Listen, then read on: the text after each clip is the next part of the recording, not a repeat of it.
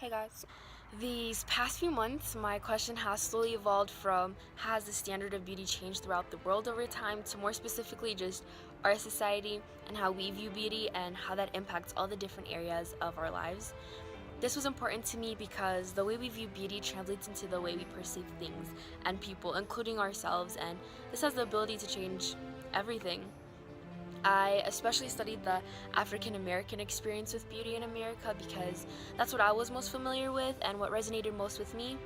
I was really able to see how many African Americans navigate through this society which since its birth has exalted the white standard of beauty above everything else. So, what is beauty? I don't know, that's a deep question, you know what I'm saying? It's philosophical.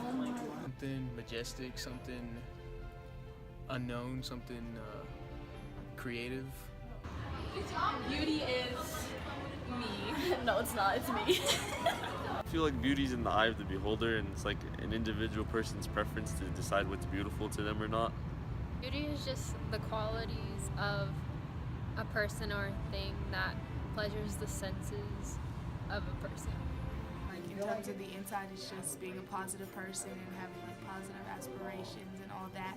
And then on the outside, it's just looking like physically unique from everyone else, like and being confident in your own skin. Throughout my project, I just really realized that the idea of beauty or being attractive has far more serious implications than most people realize. For one of my books, I read The Beauty Myth by Naomi Wolf, and the biggest thing I really appreciated about this book was that Wolf consistently tied this idea of beauty, which she actually claims to be a myth or cultural conspiracy, into other aspects of life. One of her biggest arguments was that beauty was the last belief system that keeps male dominance intact. She describes how we grow up believing we're supposed to look a certain way, but since we don't, we feel ugly our whole lives and are convinced to stay in our place, basically. This idea has led to many harmful beliefs about beauty, where people go to extremes to alter their bodies, even to the point where it endangers their health. She structures her argument that women are under assault by the beauty myth by talking about 5 areas, which were work, religion, sex, violence, and hunger. When I saw violence was a section, I immediately thought of the Black Lives Matter movement. Part of the reason that police brutality is such an issue in our society is the way society views black people, specifically black men. People don't perceive black men as attractive per se, and that makes people feel like they are unapproachable. In a Los Angeles Times article, reporter Amina Khan addresses the way people view black men. One round of the experiment showed that black men were perceived as stronger and more muscular than their equivalent white men counterparts, with more upper body strength as well, which is a proxy for fighting ability. People judged black men as larger and more harmful than white men, thus rendering them more suitable recipients of physical force, the researchers wrote. Beauty plays a huge role in the power dynamics of our society. It is related to power because generally people tend to follow like good-looking people, whether we like it or not, whether we like to believe it or not. Like most presidents, they have a little bit of good looks. Like most people like we revere like tend to be good-looking, like all these movie stars and actors. So growing up, I hated my hair with a passion. I thought it was ugly, and I would always anticipate those few occasions when my mom would straighten it because that's the only time I thought it was pretty.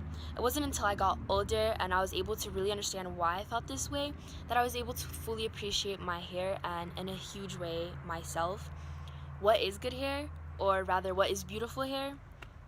If I were to ask you this question, what image do you automatically picture in your mind? For the majority of our country, their answers would reflect the straight hair standard, which stems from the white standard of beauty. So, what's the straight hair standard? Well, you can find this out simply by searching beautiful hair into Google Images. This is automatically what pops up. This, however, does not. And we have to ask why. Historically, in Africa, hair was really important. It played a major part in identity, family background, tribe, and social status. With the slave trade, something had to be done to get rid of the slave's identity, to maintain control and dependency, and hair was one of the first things to go. Many slave owners shaved both male and female hair, which was considered an unspeakable crime to many tribes. Europeans pushed their standard of beauty, which is fair skin, straight hair, and thin facial features, while African dark skin, kinky hair, and wider facial features were deemed unattractive. The enslaved Africans were given no way to care for their hair either. In the early 1800s, without combs or any of the herbal treatments that were used in Africa, they were forced to things like bacon grease, butter, kerosene, and sheep brushes. And this made it really difficult to keep their hair healthy and wear it in styles that would even be considered attractive. So eventually, due to brainwashing and internalized consciousness, even blacks started to believe what they were being told, and they gave into the idea that dark skin and kinky hair were less attractive and worthless. This mentality has subconsciously been passed down from generation to generation, and it brings us to the predicaments of today. Because we still live in a culture and society that consistently is telling and showing us that black is less than. Many people may disagree on the relevancy of this issue, but take a look at Vanessa Van Dyke, who is a student at Orlando's Faith Christian Academy in Florida, who was not only bullied for wearing her hair natural, but was also threatened to be expelled by administration due to her hair being distracting. The fact that a black girl, being who she is, results in her being bullied and threatened to be removed from an educational institution sends a strong message as to how the people in power view black girls and women. Or consider this moment: a little boy going to the White House. And of all the questions he could have asked, why was his one question, "Is your hair like mine?" See, if you were the black boy who could never see himself as the leader of the country, or the black girl who's ever been asked if that's your real hair, if you're that person, the physical body of the president and the first lady matters. The hair of the first lady and the president matters. The media has played a major role in beauty ideals, and for the longest, it has perpetuated the white standard of beauty. In more recent years, however, it has led to things such as the natural hair movement. There's so many angles to analyze the natural hair movement that is happening in America.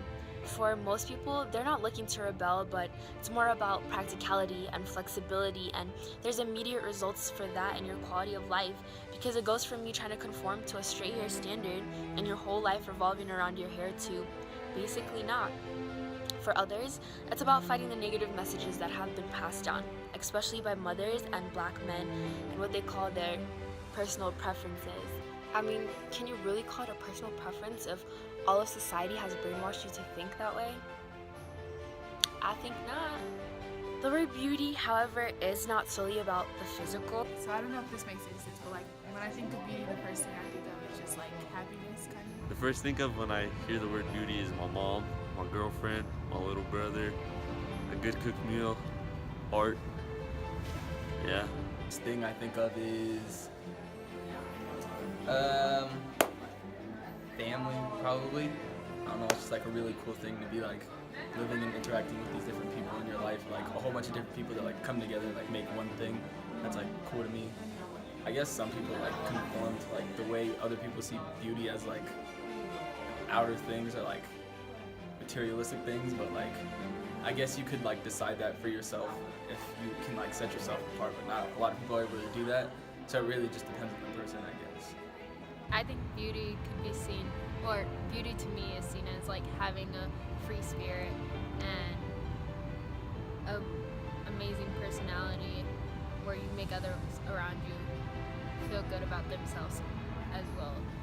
The biggest thing that stuck out to me was that I, along with so many other people, most strongly associated the word beauty with relationship. To put in simple terms, or our interactions with people. We were born in an interesting time and generation where ideas are changing and we have the power to mold what's seen as acceptable and beautiful. For so long, it's always been about conforming and changing, but we just entered the era where that's shifting. Having conversations with my peers made me so happy because we are studying this idea that it's okay to be different, it's okay to be unique. I think beauty in a huge way is about love. It's about appreciating and surrounding ourselves with positive relationships. It's taking all the love that we deserve and giving it to ourselves, and taking the time to understand the sources of our insecurities and realizing that they were never our own ideas in the first place, and using that empowerment to drive our daily actions. I think it's important that we continue to ask these questions about beauty because that's what keeps us learning. Go and find beauty today. Make that a challenge. That's what I'm gonna do from now on. Every day I'm gonna find something. Like this field, you know, it's so easy to just be driving by, but like, it's so pretty. Like, life is beautiful. Life is beautiful.